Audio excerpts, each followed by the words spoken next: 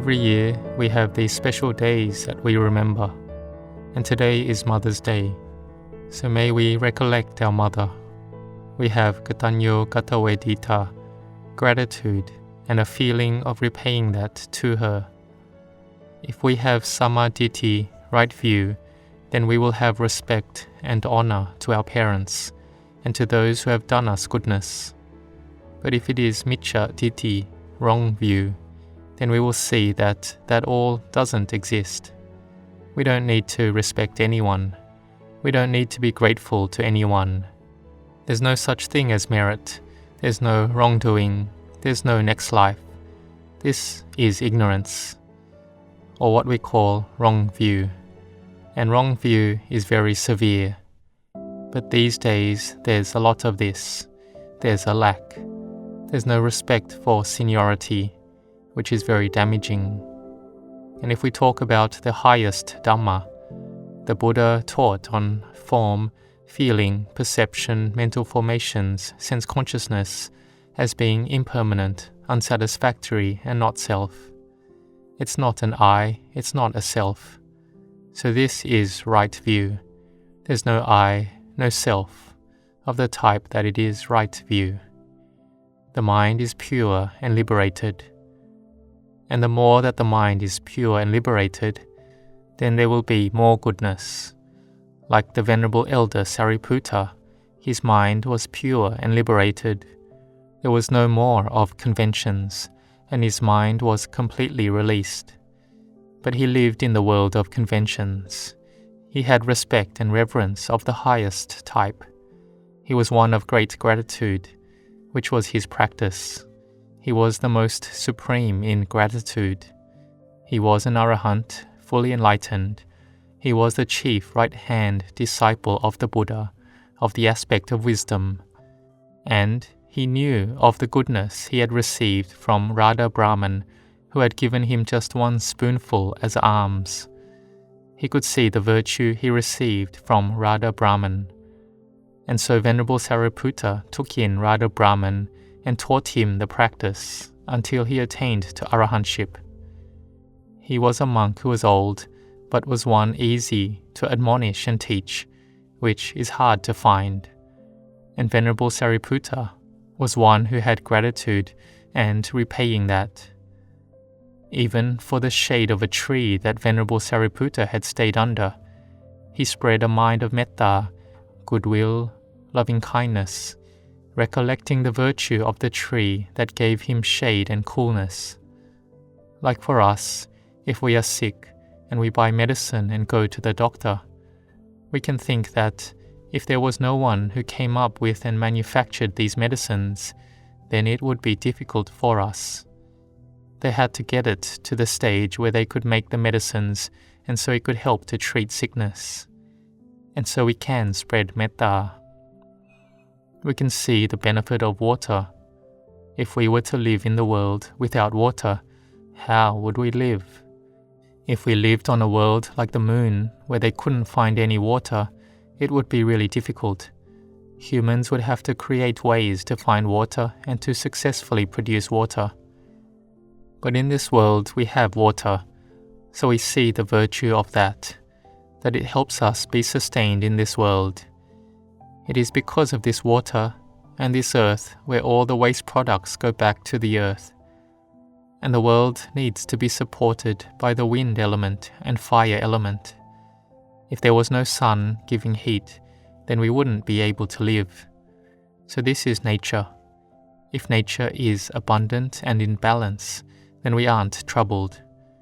But if humans damage nature, then nature punishes us as well. Humans will have more difficulty living. There are floods, excessive rain, drought, change in climate. This is because humans don't respect nature. There's no gratitude towards nature. Venerable Sariputta, even though his mind had no more sense of self, no I, no attachment, but he had gratitude towards nature and towards those who had done him goodness. But these days in the world they teach there is no need to give benefit or virtue. and there's no need to repay that virtue. So there is no respect anymore. And this is the wrong path. That is wrong view arising. And it's not that if we are like this, that we don't have respect and reverence, then we'll be better off. It's not like that. For the mind to get better, then it has to arise from respect and reverence, from humbleness and lowering oneself, from listening to others, and taking the advice and teachings of parents and teachers to contemplate. It's not that you just blindly believe, but you take it to contemplate. It's not that we let it take over our minds to only believe. So this is someone with mindfulness, someone with wisdom. They do it like this.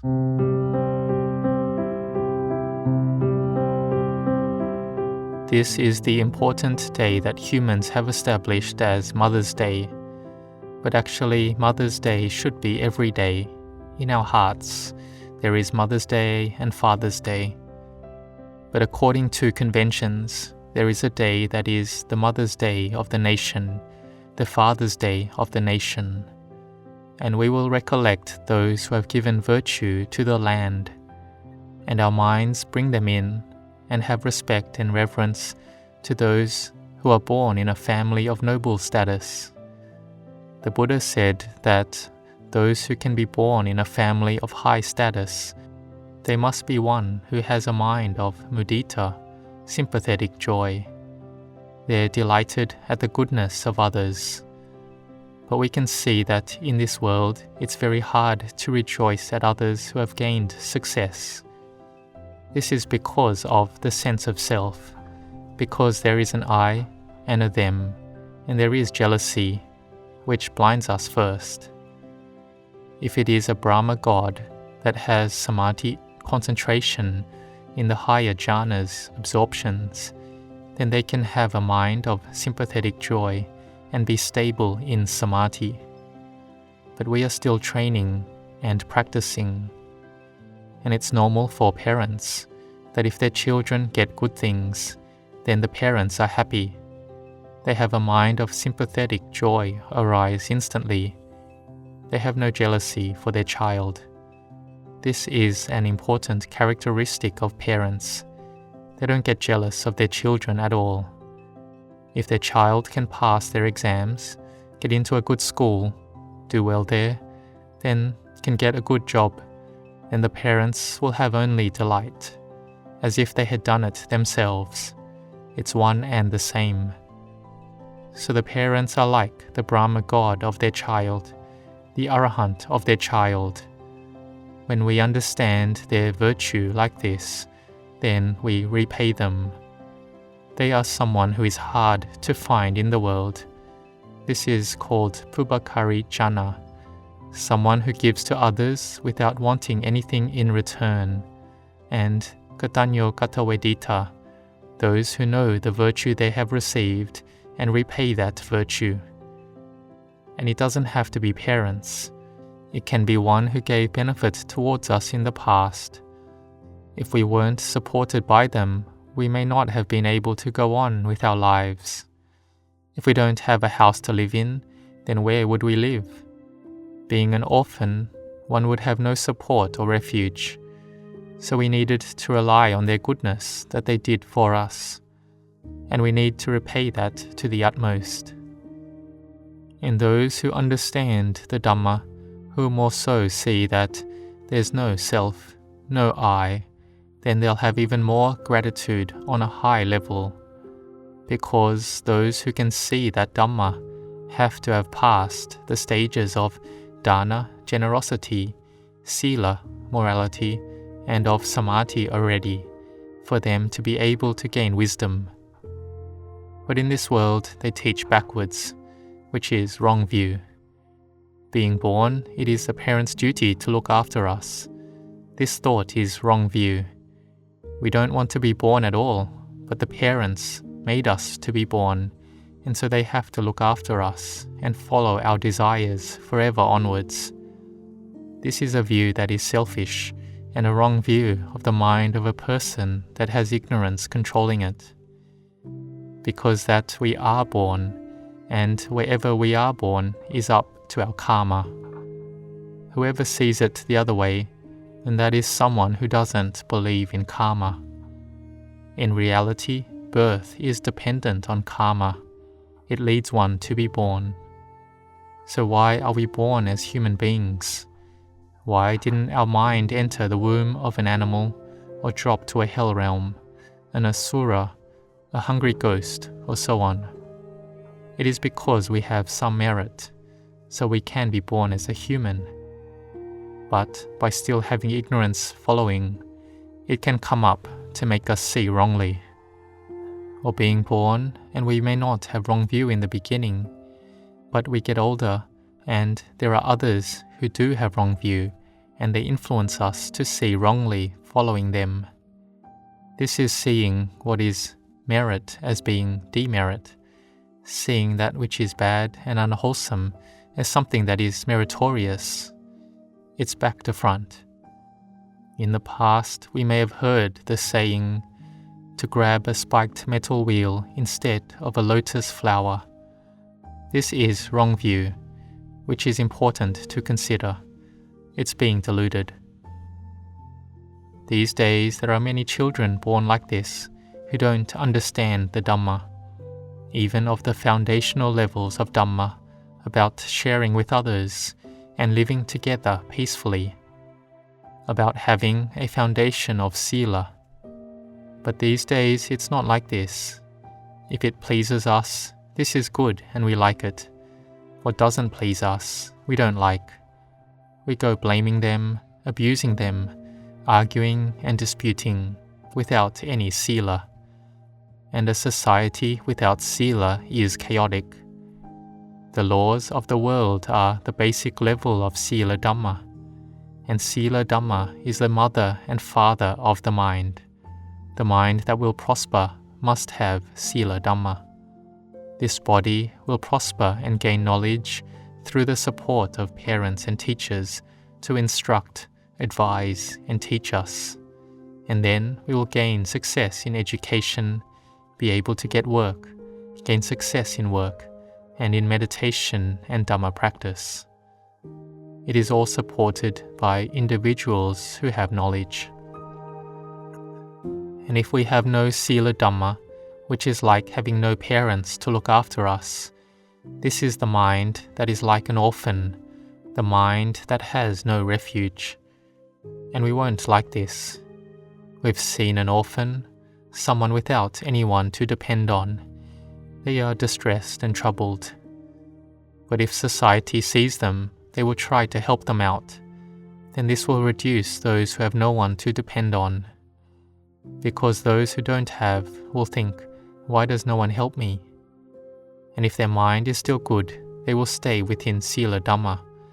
But if the mind is not good, then they will do a bad occupation that will give troubles to society. There is stealing, harming, and murder. And these days, if one does something to displease another, they park their car in front of someone else's house, then there's an altercation with harsh words and hurt feelings, and there can be killing and taking of another's life. So we have to be careful. We have to be restrained with sila and spread a mind of metta, goodwill. Don't think that it is a small thing. So give forgiveness, try to restrain the mind, control the mind, patiently endure and speak nicely with reasoning.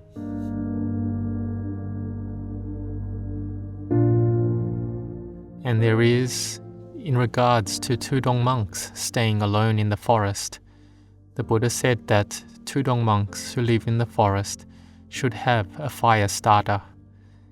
In case there's a bad person coming to ask for their fire starter and the monk doesn't have one, the person may harm the monk and be angry. So they need to have a fire starter to give to them. It's spreading metta to them.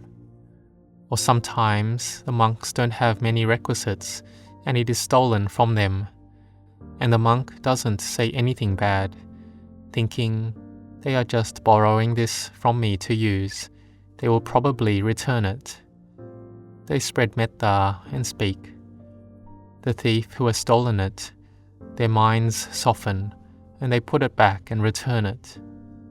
They have stolen it from the monk, but the monk didn't think anything of it. He doesn't blame or speak harshly, and speaks nicely as well.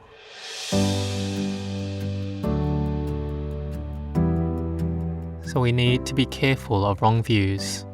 It is miccha ditthi. It will lead us to the lower realms. And we can see it in this present life about the lower realms. Over there, someone caught and put in jail, locked up. It is the lower realms in the human realm. They are put there and caged there. This is the mind without Sila Dhamma. But we mostly have Sila Dhamma. We do goodness and have gratitude. And so I give my anumodana, rejoice with you. You will have good fortune this year from this Mother's Day festival, which is giving respect and reverence to those who have virtue to the land, to one born in a high status family, having a noble rank and title. This is because they have done all the causes for that. May you have happiness and growth in the Dhamma. May you grow in blessings.